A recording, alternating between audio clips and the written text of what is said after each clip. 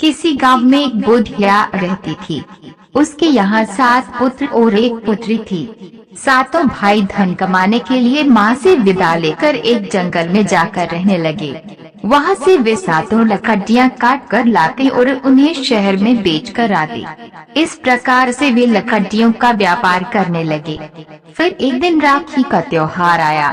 उस लड़की ने कहा, माँ, मैं 7 भाइयों की बहन हूँ, मगर इस त्योहार पर मेरे एक भी भाई नहीं है और न ही उनकी कोई खबर है। सभी बहनें अपने भाइयों को राखी बांध रही। मैं भी अपने भाइयों को राखी बांधूंगी। माँ बोली, ठीक है बेटी, और एक आटे का गुलपहिया बनाकर देती हुई बोली, ये ले से चलाती जाना और कहना, जहाँ पर मेरे भाई हो वहीं पर रुकना। चले चल रे पहिए, जहाँ मेरे भाई हो वहीं पर रुकना। इस प्रकार माँ से विदा लेकर वह लड़की चल पड़ी। उस पहिए को चलाती जाती और कहती, चल से चुन के पहिए, जहाँ मेरे भाई हो वहाँ पर रुकना। उसे चलते शाम हो गई तो वह पहिया बन के एक छोर पर बनी झोपड़ी के चारों ओर चक्कर काटने लगा, मगर वह लड़की अब भी वहीं आवाज लगा रही थी। तभी अंदर से एक भाई ने कहा, मुझे 2 बहन की आवाज सुनाई देती है। तब दूसरा बोला, हमारी बहन यहाँ कैसे आएगी, उसे तो रास्ता भी नहीं मालूम। तब दूसरे भाई ने बाहर निकल कर देखा तो वास्तव में उनकी बहन थी। बहन को देखकर तो सभी झूम उठे। सभी ने उसे प्रेम से गले लगाया। दूसरे दिन राखी का त्योहार था। बहन ने भाइयों को राखी बांधी और लंबी आयु की कामना की।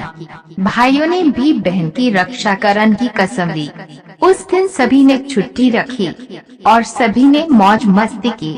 परंतु दूसरे दिन से सभी ने अपना काम शुरू कर दिया। उनकी बहन घर पर ही रहती। एक दिन की बात है, वह कपड़े धोकर कर सुखा रही थी कि एक डायन की नजर उस पर पड़ी।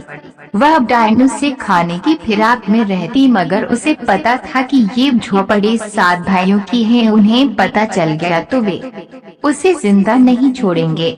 इसलिए उसने एक युक्ति सोची। उसने अपना भेष बदला और उस लड़की के पास आकर कहने लगी, बेटी, तुम्हारा क्या हाल है?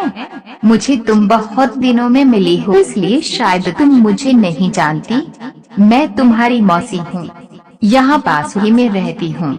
उस डायन ने उसका मन जीतने के लिए हर काम में उसकी मदद भी की। इस प्रकार से वह डायन रोज उसके पास आती और उसे किसी तरह से बेहोश करती और उसका खून चूस कर चली जाती। एक दिन भाइयों ने अपनी बहन से कहा, बहन, तुम्हें किस बात की चिंता है? क्या तुम्हें किसी बात की कमी है? हम तुझे अच्छा खाना खिलाते हैं, अपना काम भी हम तुमसे नहीं कराते, फिर क्या बात है? तुम मोटी क्यों नहीं होती? आई थी उससे भी दुबली पतली हो गई हो तुम। तब उनकी बहन कहने लगी कि नहीं भैया, बस यूं ही। नहीं बहन, तुम हमें बताओ क्या बात है।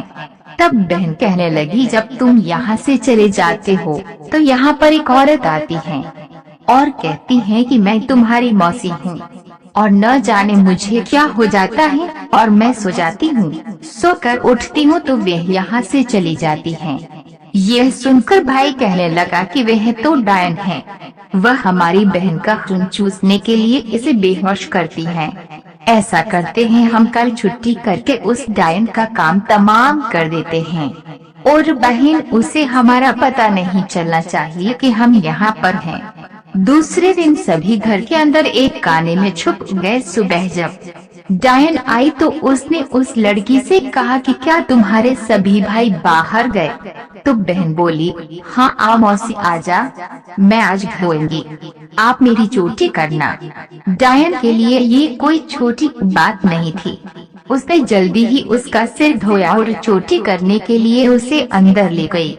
जब चोटी कर रही थी तो उसने अचानक उस लड़की को बेहोश किया और उसके सिर को खाने के लिए झुकी।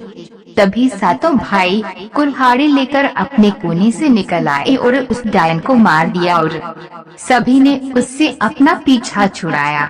फिर सभी उस जगह को छोड़कर वापस अपने घर वापस